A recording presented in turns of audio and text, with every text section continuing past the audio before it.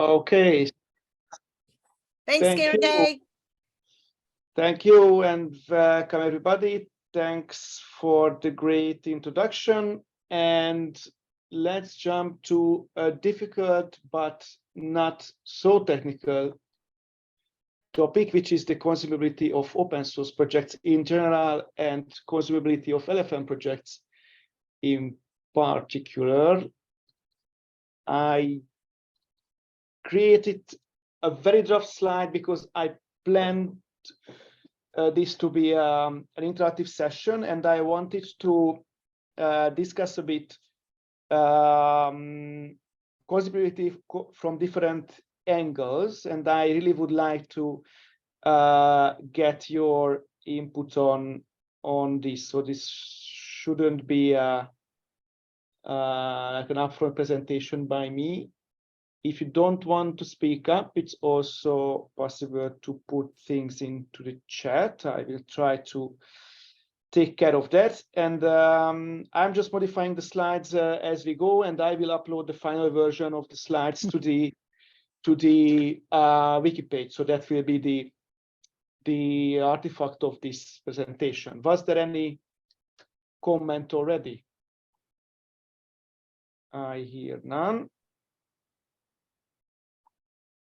Okay, then let's start with the question like why consumability is important for open source projects. Any thoughts on that from the audience? Why do we want other people to use our open source projects? What's the motivation for that?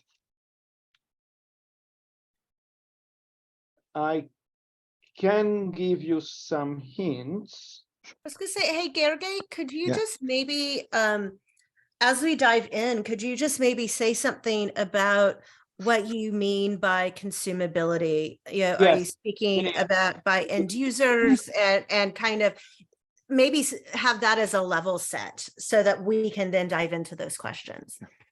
Yes. So what I mean on consumability is that people are able to use or product what we create as an open source community. So it means that they can find our project, they can install our project, they can get something useful out of the project, and so on and so on. So I'll jump in here, Sergey. To me, what problem is being solved by applying the open source software standard, whatever. Right? If you're creating a great widget, but it's not useful to anyone, then it's not going to help. You're not going to be able to. You're not going to have people buying it or using it. So what's the problem?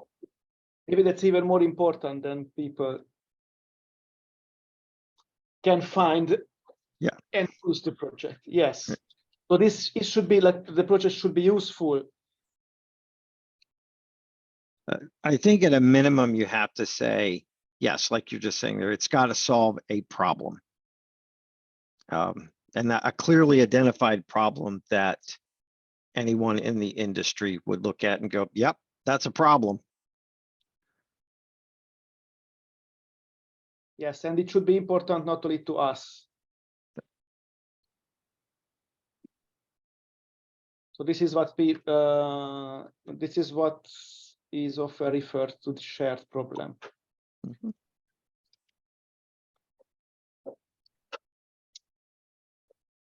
Exactly, but still, I think it's also important that people can find our things.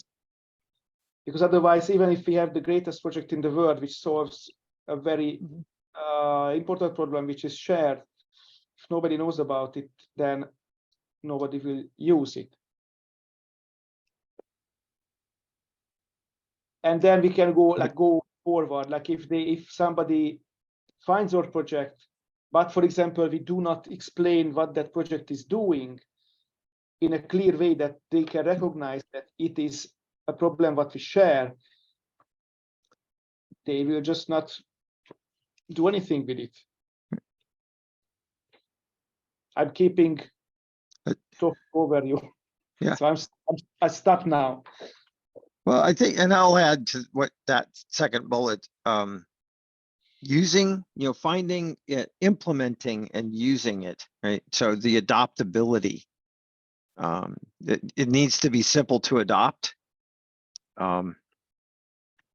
which goes to other topics that we're going to talk about later today. But yeah, a simple adoption method is going to be a key. Yes. Okay, so I think that somehow summarizes what do I mean on consumability in case of open source projects.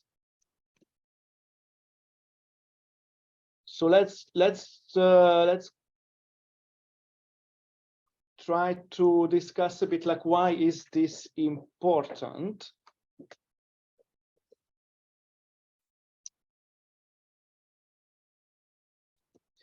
And I think one important aspect of this is that if there is no other if nobody uses our project, then we will not get any feedback on it. So then we are in a kind of an echo chamber.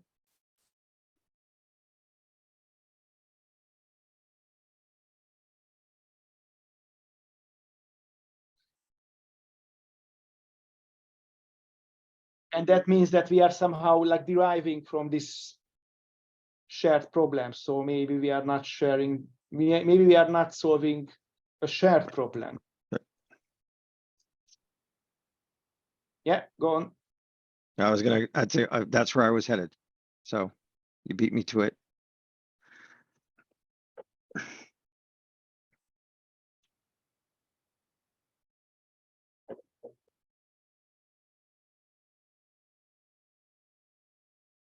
Also, I think that's another interesting and important aspect of this is if we do not have users of the project, we will not get contributors. So why would anyone work on our project if they do not think that it's useful?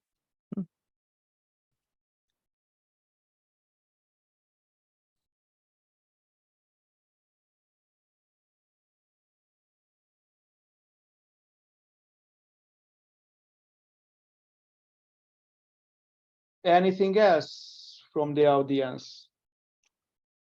The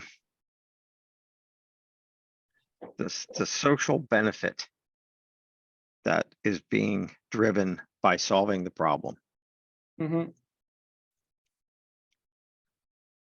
And instead of social, I should have said societal benefit. Sorry, what was that? Societal. Ah, society. Yeah. Yeah. Let's see. Let's write in this way.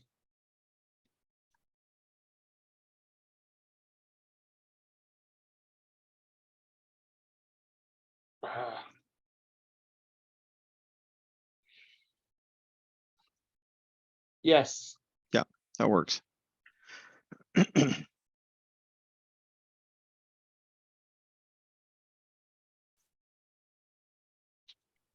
Okay. Oh la la. That's interesting. Okay. Then let's move on and discuss a bit like who we are targeting, who we want to consume our project. Let's do this. Like it's like this all consumability thing is kind of a little bit of marketing. We have to figure out who we want to address, who is our customer.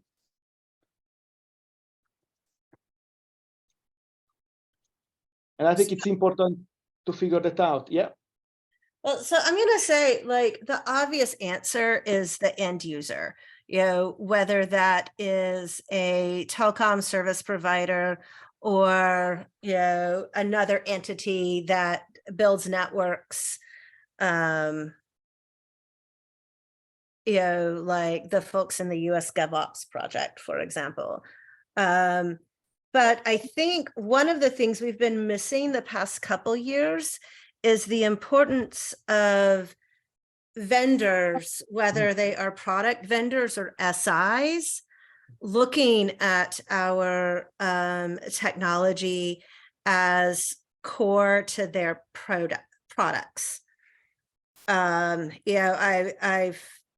heard from some service providers that they would like to see more vendors with more own app in the back office products that they offer, for example. So maybe there's something that we've done that we've over rotated, and I think this is an interesting question, because I'd like to hear from people on sort of in the entire ecosystem. Have we targeted the end user to the detriment of the folks who incorporate them into the products that they sell and make available to the market? And I don't know. It's a sort of leading question, but I don't know if the answer is yes or no. So I'm very curious to hear what other folks think. I think there's some potential that we have over rotated a bit. The service providers tend to drive a lot of the conversation these days, because you have to have that service provider to actually get to to actually make a purchase of a supplier's products or services. But that said, the service providers probably won't have the ability to provide to that end user customer that they support. They wouldn't be able to provide a high level of service without having these suppliers that we now have, and being able to put in a series of products that deliver real value to the person holding the phone. That's an important component that can't be under considered. So I'm in agreement that we need to be able to be sure that we've looked at both of those entities equally versus having one of them be more prominent than the other.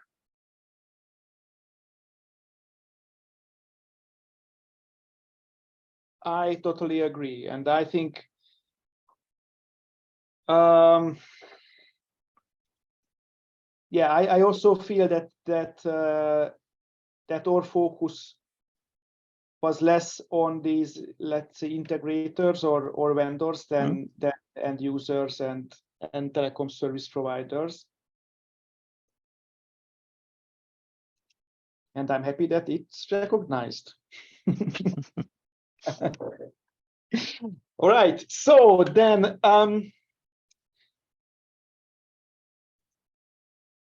any comments, further comments to who are we targeting, like to whom we would like to make our project more consumable? I think we got a very nice list from Heather.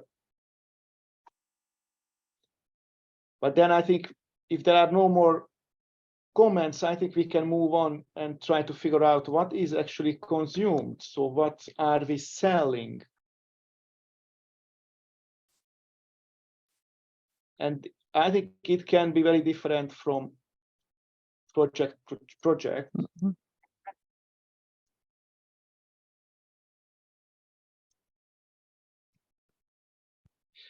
But I think it's not only the, it's not only the code or not only the executable if we are building something. It's also, well, how to put it, like some kind of shared knowledge around the topic.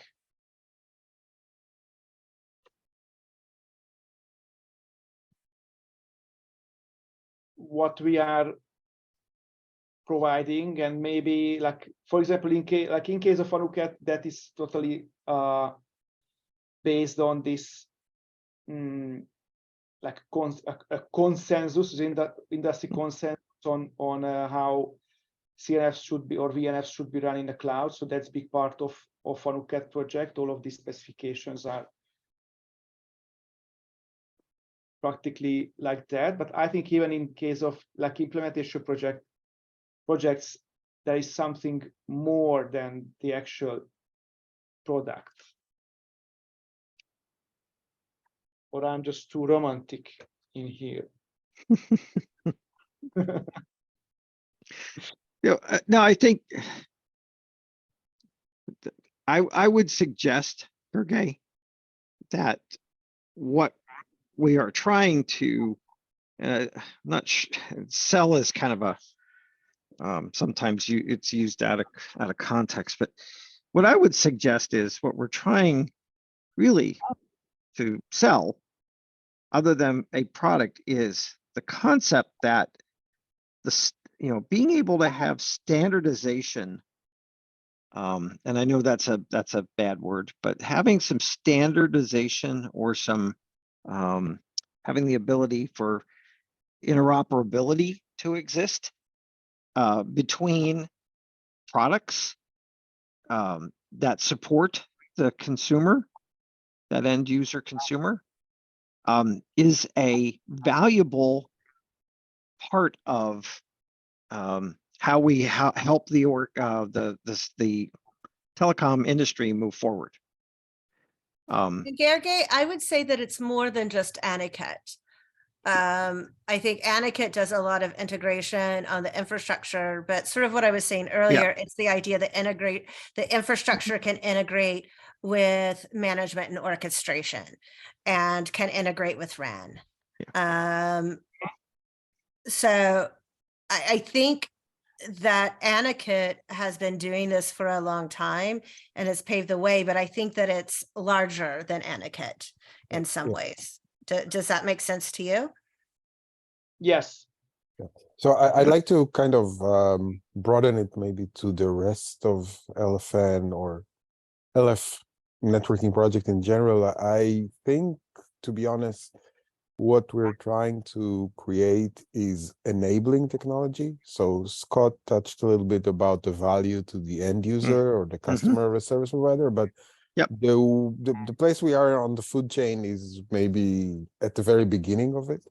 So I think most of our projects can be classified as enabling technology. And again, to be honest, and not playing down the role of any project, but they're at best when nobody knows about them or hears about them. So if the CEO or of this communication service provider hears about ONUP or something, then we failed, because they shouldn't be aware of those things. They should just work smoothly. And I think going back to who is the target audience for a project and what they're looking for, they're looking for peace of mind, basically. And I think you all remember the saying back in the closed source days that nobody ever got fired by choosing Cisco for the network. So I think our success would be if we become the new Cisco, or the give that peace of mind to our end users and motivate them to choose the open source project, because that is what will bring them peace of mind. I like that, Rainey. So we would like to be boring. In a sense, yeah. I mean, I know it's not cool, but yeah, but I think one measure of our success is if somehow our projects are deployed, yet nobody hears about them other than the people deploying them.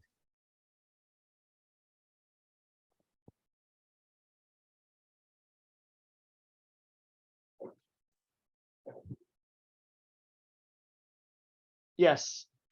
Can you maybe pick a better word than boring? After deployment, our project should be. All right, leave boring. Ubiquitous. Thank you. Thank you. Yeah, but actually, I think boring is not bad, because it means they should run well, right? Like you never want life to be exciting in a knock. When things are exciting in a knock, shit's gone to hell in a handbasket. Yeah, it's true. I mean, one of the things that I always used to say is that the best systems or network administrator is the one who's playing games all day and everything's stable. Yes, that's why I wrote boring. I think that's a very good word in this sense. Like, I know that it has like not all positive feelings and whatnot, but if you think about it, that's what we want. We want to do something else. You don't want to debug errors and reinstall stuff. So our products should be boring so people can do exciting things.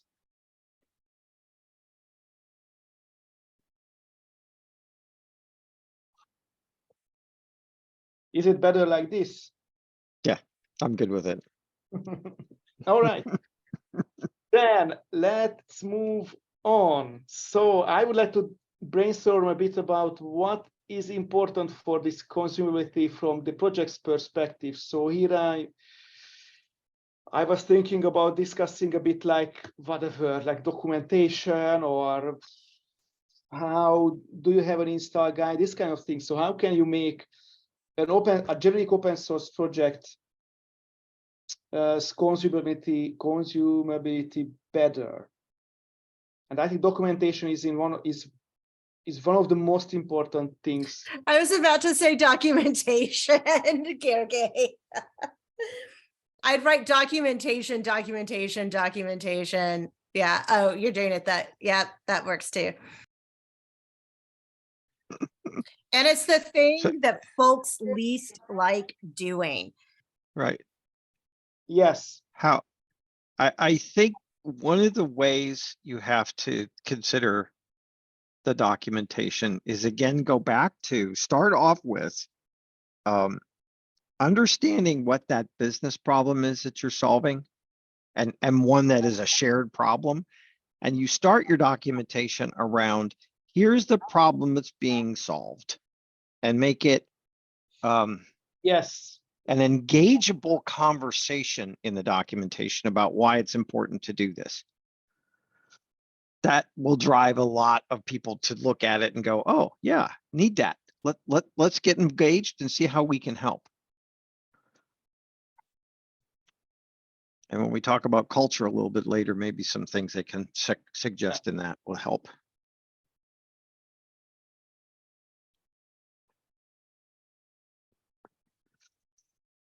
I would also put like discoverability here. Yep, good.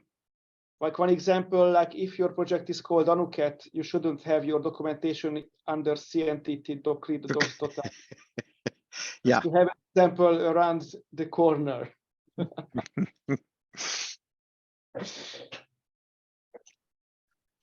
I would put consistency here, but I would like to have a discussion about this. I mean here that your documentation should have like consistent look and feel. I can bring two examples. Like there is this, of course, we have the Anuket issue that all of our, or let's say subdocuments are rendered in different templates, and I think that's not useful for a project. And also there is this issue in ONUP that some parts, I don't know, it still are, but were documented on the wiki. So what people think about this consistency? Is it important? Or I think it is important. If we don't have a common look and feel, if we don't have something that if I'm looking at one set of documentation, I don't have to reset my brain to understand in a different set of documentation. The easier we make it for people to gain the knowledge we want them to have, the more likely it is they will. And can I ask a question? Because when I think of how documentation ends up on the wiki, it's sometimes in the first part of documenting what we're trying to do, right? So it's not documenting what we've created.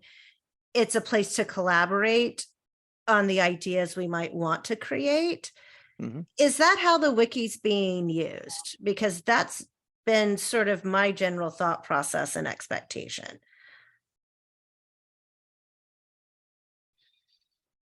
Well, I think this is how they should be used. I don't know if there is somebody here from the ONAP community who would like to explain how the architecture wikis are used in the documentation. Yeah, because I'm wondering if they're used at the front of the project, maybe people don't want to copy and paste and or replicate, you know, if they've ended up with a nice architecture diagram, right, as they were collaborating on the wiki, then maybe they don't want to then put it in the documentation. Is it because it's being used at the front part of the project and then it's a bother to replicate? Or are people just doing documentation there as opposed to in a docs repo where it belongs? Yeah, I think it's mostly because of usability of the documentation tools what we are having, and that also includes that in Confluence you can easily create a Glyphy or whatever other diagram and include it into your documentation, while in case of RST you have to build that picture with some tool and then export it to some image formats, and then you have to think about like, how do I store the editable version? So that like, using repos to develop documentation, it also has its own like challenges and okay. So it's some ease of use of tools for certain aspects of documentation. Yes. So I think that should probably be noted. I mean, we used to have docs PTLs. We've run away all of our docs PTLs, sometimes because we didn't treat our docs PTLs very well. In fact, we treated them poorly in some instances. I'm going to push back a little bit, Heather, and just say that we have a really excellent docs PTL on the ONAP project right now. Oh, that's awesome. That's awesome. So maybe this is something that within the ONAP TSC, we might want to say, this should be perhaps like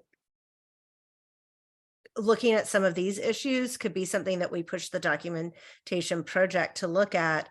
And then, especially if we've got a good PTL and ONAP, maybe the rest of the projects can sort of participate and then also draft off of. Well, we do have the session later today Yeah, about we do. creating strong documentation Yeah, guidelines. so maybe we should push some of this documentation discussion to that session. That's a good point, Scott. Yeah, my bad. No worries. I'd like to add something. I think we always talk about documentation, and we always say that nobody wants to do it.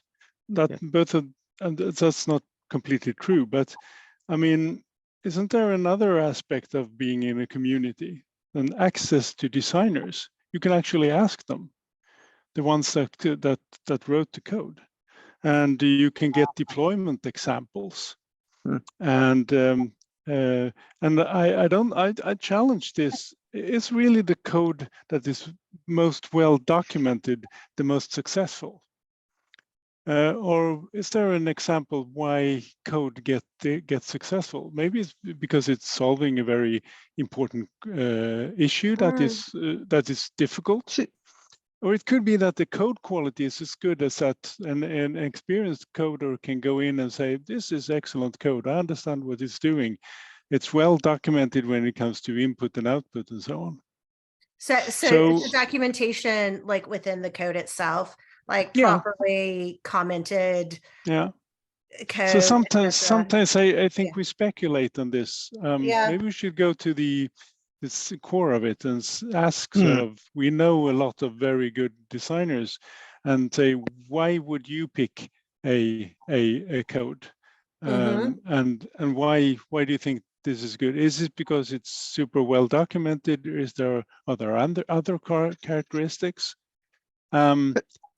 And yeah, it's about consumability, not sort of about documentation only. I think that's a really good point, Magnus. I think that what we want to do, along with that, and this is just an add-on to what you were saying, is understanding who's actually going to be looking at that documentation first. Who's that audience. Being able to know, hey, this is who I'm writing for. And sometimes that's a very technical individual who will be able to look at code and go, oh yeah, I see this, it's great code. It does exactly what I would expect it to do. On the other hand, sometimes the code that's being generated may be by a systems administrator who isn't as literate in the code.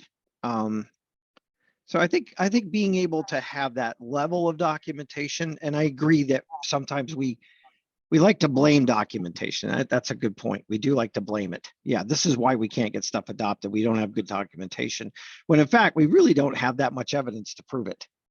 So we have some, but not as much as what we probably think we do. So thank you for that. Well, these Scott, recent comments made me, sorry, David. yeah, go ahead, Randy. Yeah, thanks. So this current discussion just made me think that maybe we need to better understand the kind of path to consume our projects, because I think there's a difference between the developers and maybe more operations people. And I think the path for adoption for our projects maybe goes first, in many cases, not all, through these operations people who maybe are not even really software developers and not equipped to kind of reverse engineer code, and they need more of this traditional type of documentation. On the other hand, if we feel that our first point of contact with our users is with the developers, then what Magnus just said is maybe right. Maybe we should focus on making the code itself self-explanatory. So I think there might be more than one path for consuming our project, and it may be different for different projects. Maybe, even if looking Anuket and ONAP and XGVela, it might be a different story. So we need to clarify who we're targeting, and then adapt the documentation or the way the code is consumable to those target audience. I just want to mention, regarding the comment about lack of evidence. Pavel started this great initiative in ONAP, I think in December, bringing in end users to talk about their experiences with ONAP, how they're using ONAP, what they like about it, what their challenges are. And I think pretty consistently, and we've had, I don't know, 2 or 3 of these. 3 sessions already, yeah. Yeah. And more to come. Yeah. Yeah. And pretty consistently, they've mentioned documentation as a challenge. Awesome. That's good to hear. I'm glad somebody has done that work and is continuing to do that work. That's good. Yeah. That feels almost as though if we can take that sort of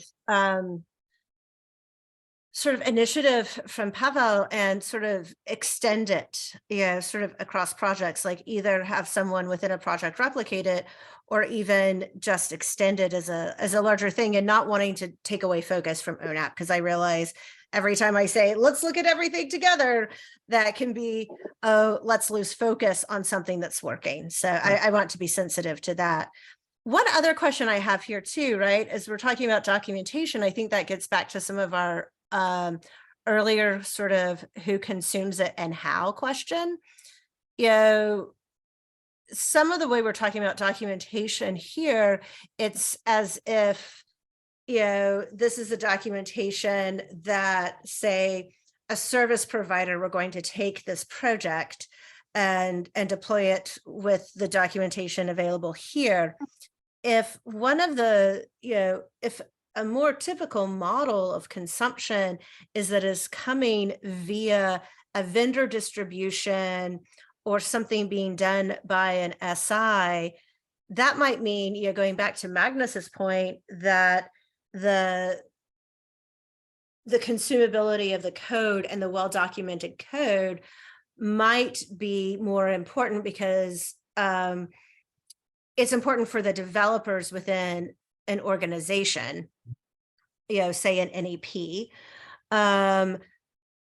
to, you know, to understand themselves. And then we want to give them some guidance for maybe their documentation to the end users, right? Like if we think in a distro model, and that might be one of the things that we're getting hung up, is that we're trying to reach so many audiences that we're not reaching any of them.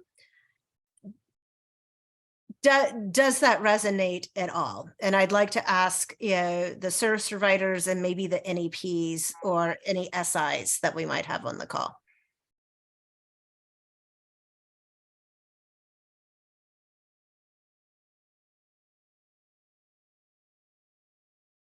Okay, that was silence. I'm not sure how to interpret the silence. That's the problem with silence. I can fill it with a lot of thoughts. Generally, silence is acceptance. Well, I'm not sure what acceptance means when I ask an open-ended question. I hear you. with multiple choices. Here is Łukasz speaking. Maybe I have one more comment about the documentation and so on. Yeah. So basically, those that contribute the code changes, they really focus on this and they understand the code. So maybe they don't spend much time on the documenting this code because the code itself for them is fine. So just referring to what Magnus has said. So I think this documentation is more important to those that will then use already available functionality. So then just to the users, not to the developers. The problem is that these users typically are, I just observed this in general, they look what is available. They have some problems. Documentation might be poor.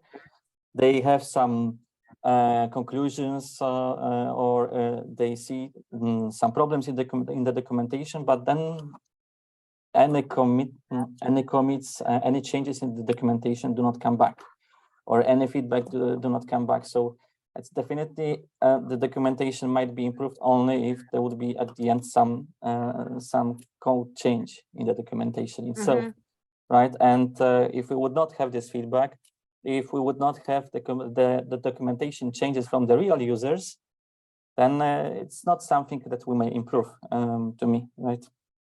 Okay. And this is only a belief that the developer should push a documentation of the features he's developed. Yeah, this is wishful thinking because we know all that this is mostly the development done by the volunteers, and they always prefer to do more functionality than just to document more. So we know all how it works.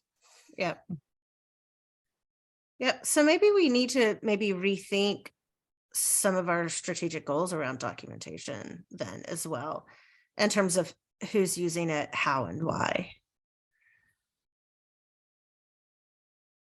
Yeah. Because I've often thought about documentation as something for ops personnel for the end users, but you know, maybe there's just like a slim companion guide, and the most and a large majority of it, from what I'm hearing, especially from Magnus and Łukasz, is that commenting well inside the code is what we need for the developers who are getting stuff deployed.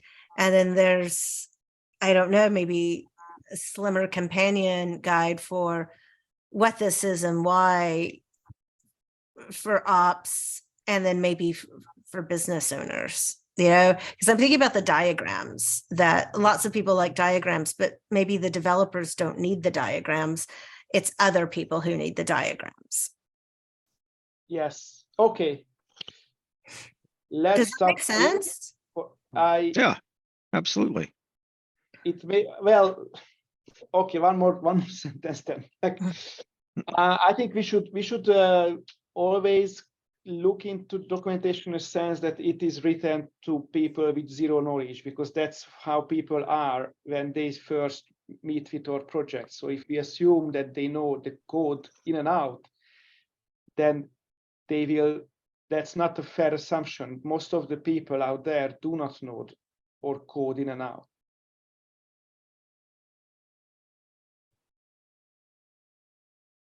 But that's only my 2 cents. Mm-hmm. But sorry, we need to stop here. I don't want to eat up much time from Scott's session. So I stopped the recording now. I think it was a very interesting discussion. Thanks for the inputs. I will upload this slide set to the event page in the wiki. And let's just switch the recording. And I did not stop.